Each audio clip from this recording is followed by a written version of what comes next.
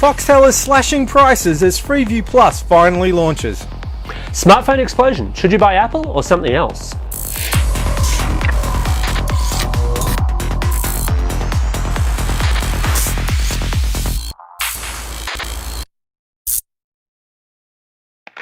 Welcome to Vertical Hold, the tech show where we channel surf through the headlines in search of the big picture.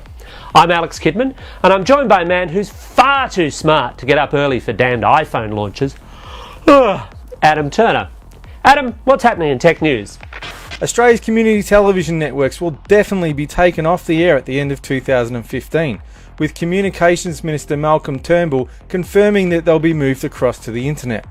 The spectrum that they are using was once earmarked for a sixth television network, but will now be auctioned off to the telcos. It's rumoured that Microsoft's about to buy Mojang, makers of Minecraft, with a deal expected to be announced by the end of this week. The price for all that block building fun? A rumoured cool $2 billion. Australians who rely heavily on virtual private networks should be considered likely pirates, according to the BBC's submission to the copyright inquiry.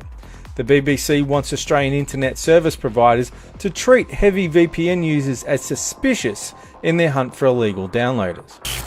Telstra and Optus are fighting it out to get new customers to their networks to switch across, offering a variety of lucrative trade-in deals and bonuses to customers in order to try and entice them to break contract. They're tempting sounding offers, but I'd suggest you read the fine print, because if you've got more than a few months to go on your contract, it could actually end up costing you more than it saves.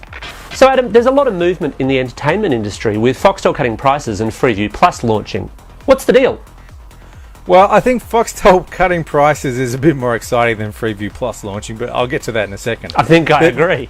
Yeah, the big news here is that Foxtel is cutting $25 a month from its basic plan. This is the plan that you have to pay for before you pay for anything else. So they're basically halving the price of that. It's cutting at least $25 a month off every Foxtel subscription. Now, considering that they've struggled for years to get above about 30% penetration in Australian homes, and price has been the big barrier, this is a big deal for Foxtel.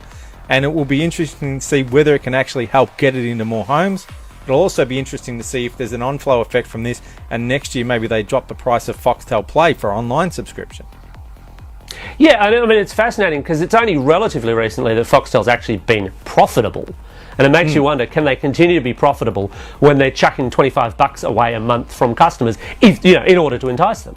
Well, I think the thing is that they've seen the writing on the wall. And in some ways, we're lucky that Australia had the fibre to the premises debate, even though it looks like in the end that we're not going to all get fibre to the premises. Because I think that's what inspired Foxtel to get off its arse and do something. A couple of years ago, you'd never believe that it would have been something like Foxtel Play available without a home Foxtel subscription. You wouldn't have believed even maybe 12 months ago that Foxtel would slash $25 off every subscription. But when it looked like every home was going to get fibre to the premises, Foxtel started to think, right, we've got to move with the times. If they had have known back then that we were going to get the hodgepodge mess that it looks like we're going to get now, they might have slacked off a little bit. So it's kind of worked out well that way. The other interesting thing is that Foxtel's getting ready to be an internet service provider as well, so they can bundle your internet, your pay TV, and your home phone all in the one bill. That's going to be a big deal. That's bundling Telstra, though, isn't it? I mean, it's kind of the equivalent of what Telstra already does. Well, no, it won't be bundling Telstra, though. That's the thing. Is I think what Foxtel's hoping to do is eventually get their internet wholesale from the NBN, because at the moment Foxtel's deal with Telstra is that Foxtel cannot set itself up as an ISP unless it's wholesaling from Telstra. But Telstra and the NBN are about to sign a deal about what happens with the copper network and the cable network. Now, if that gets handed over to NBN Co, then there's no way that Foxtel can be expected to stick to that deal and get the wholesale from Telstra when Telstra's no longer a wholesaler. So that takes Telstra out of the picture, and Foxtel can just deal straight with NBN Co like every other internet service provider. Certainly, but my point was, if you wanted that kind of service, you could currently get it from Telstra. I think it'll be really fascinating to see where Foxtel competes on price and perhaps data with what Telstra is already pitching. Yeah, it does give them flexibility there, because they can sell basically the internet for free as a loss leader for pay TV, or pay TV for loss leader for the internet. It does give them some flexibility, and that's sort of going to strain that relationship with Telstra. But hopefully competition will be a good thing, and we'll see some good deals out there. What do you reckon the odds are that Foxtel is going to be watching the torrenting activity of its broadband users? Oh, yeah. If you're a BitTorrent fan, there's no way in hell I'd be going on Foxtel. What they say in public might be one thing, but privately I wouldn't go about it. It was interesting what was in the news about the BBC reckons that people using VPNs should be cracked down on, which is a bit odd because people using VPNs aren't likely using it for BitTorrent. They're more likely to use it to stream from things like Netflix or BBC iPlayer. That's not technically piracy. There's your answer right there.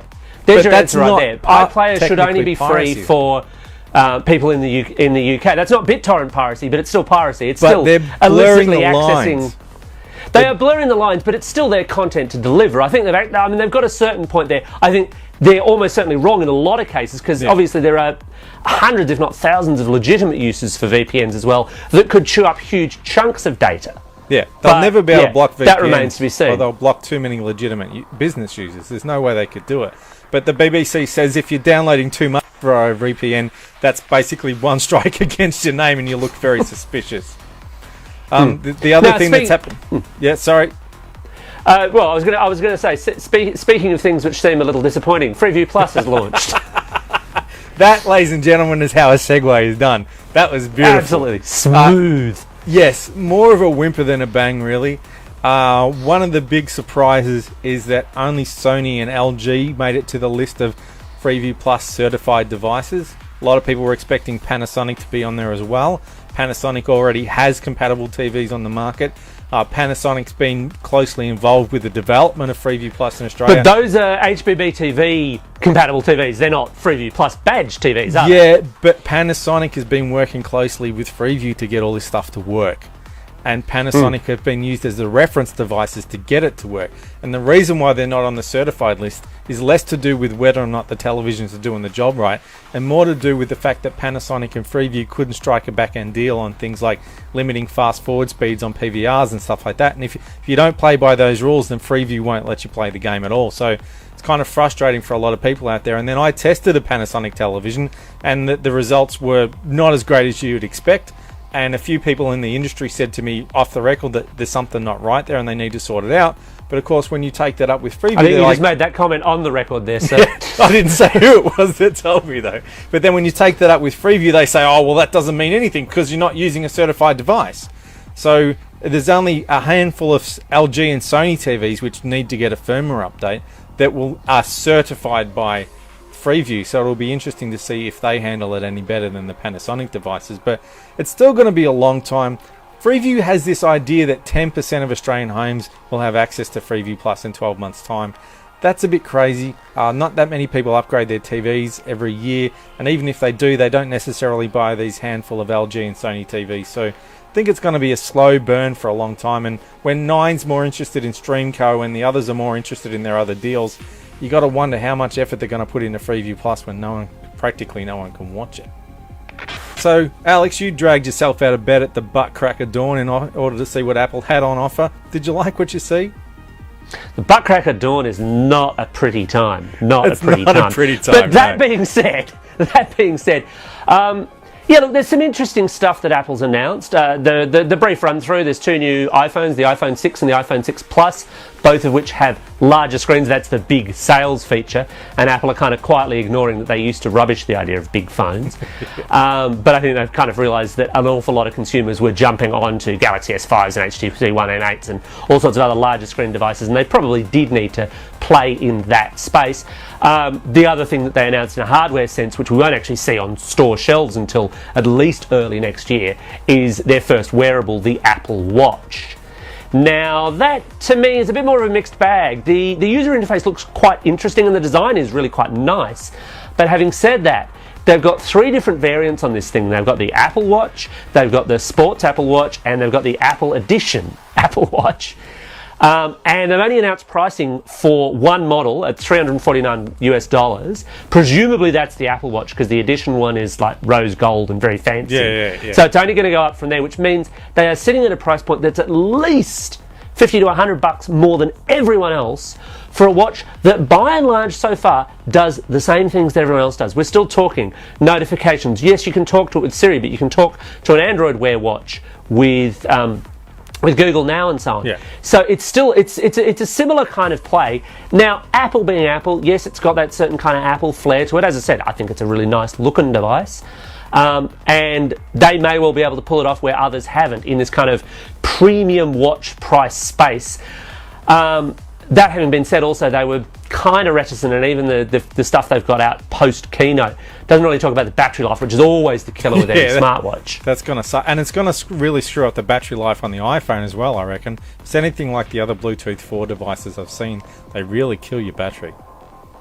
Bluetooth low energy is not that bad in my experience, but they certainly don't help. Let's put it that way. The backdrop for all of this, though, is that actually there's this whole flood of phones coming. Now, Apple, admittedly, is going to be first out the gate. The iPhone 6 and iPhone 6 Plus are going to go on sale in Australia on the 19th. Mm-hmm. And as yet, there's a whole bunch of new phones which were just announced at IFA the week before, where we don't have concrete release details besides they'll be available before the end of the year. Samsung's announced its big new phone, and we are really talking big because it's their new Note. In fact, it's two new Notes. You've got the Note 4 and you've got the Note Edge. The Note Edge's big cool feature is that it's rounded at the side for an extra little row of icons on the screen, which is kind of cute and quirky. I don't know if it's actually going to take off, and they haven't actually announced pricing for that one. So, sticking with Samsung, they've also got their new smart wearable, the Gear S. Now, this isn't an Android Wear device, it's a Tizen one, but it's got a SIM within it, so you don't actually need the phone part if that's what you really want. If you want the full-on Inspector Gadget meets Dick Tracy experience, then the Gear S is probably as close as you're going to come this year. Sony also announced a new set of phones, the Xperia 3 and the Xperia 3 Compact, and its first Android Wear smartwatch, the uniquely named Smartwatch 3. Someone really got creative in the marketing department there. Yeah. But there's all these new devices coming, and they're all kind of hitting the same kind of thing. Apple is actually nudging into this market. Now, again, Apple being Apple, there are people I know who sit firmly in the Apple camp and wouldn't have anything else. There are people who sit firmly in the Android camp and who can gleefully say, well, we've had big phones and we've had NFC and we've had all this other stuff for some time now. And yeah, they're right. To a certain extent, you've got to ask, well, what's been done with some of that? Not so much the large screen, but stuff like NFC. Because the other thing that Apple announced was Apple Pay, its first push into payments. That's going to blow the others out of the water. Android's been so fragmented with stuff like that, and Windows Phone as well. It hasn't done a lot with it. Apple's got partnerships with Visa, MasterCard and American Express from day one, and it's just in America, the contactless payments aren't as popular as they are here. So Apple had to explain you can use it at McDonald's, you can use it at the Disney store, not because they've done any deals with those stores, but because they're the stores that actually have things like PayWave and PayPass that a lot of Americans haven't even heard of. So hopefully that puts us up the front for who gets it next, because the contactless payments are fairly well established here, so you can walk into most shops now. If there's no other special thing that's needed, no special Apple reader, which I was worried there might be, but there's not meant to be an Apple reader or anything special, hopefully they'll be able to roll it out here quite smoothly, and I'd say within about 48 hours, Apple Pay will have more users than all the rest of them put together. I suspect you're right, and certainly, obviously, because they're not even launching Apple Pay in the States till October, and they haven't announced a time frame for when they're going to launch it here, and I guess they probably do have to cut a few deals with a few banks and talk to the local branches of MasterCard and Visa and so on. They'll have a user base, and you're right, all that infrastructure will be there. There is some interesting stuff in there as well. It sets up apparently a one-time passcode for each transaction. So even if you lost your phone, then you're still okay. I think, though, it's still just going to be one digital wallet amongst many. I've seen this argument floating around that, Apple's going to totally dominate this industry and become the standard. Well, I don't think they are, simply because they're never going to have 100% market share, and unless you can convince a Visa or a MasterCard to suddenly start handing out iPhones instead of handing out physical credit cards, no merchant's going to say, I'll only take Apple Pay. No, sorry, you've got a Samsung phone, I don't want your money. Yeah, but the nice thing is that it looks like Apple's not as reliant, like I said, on particular hardware. It's not like, we only accept Samsung or we only accept PayPal.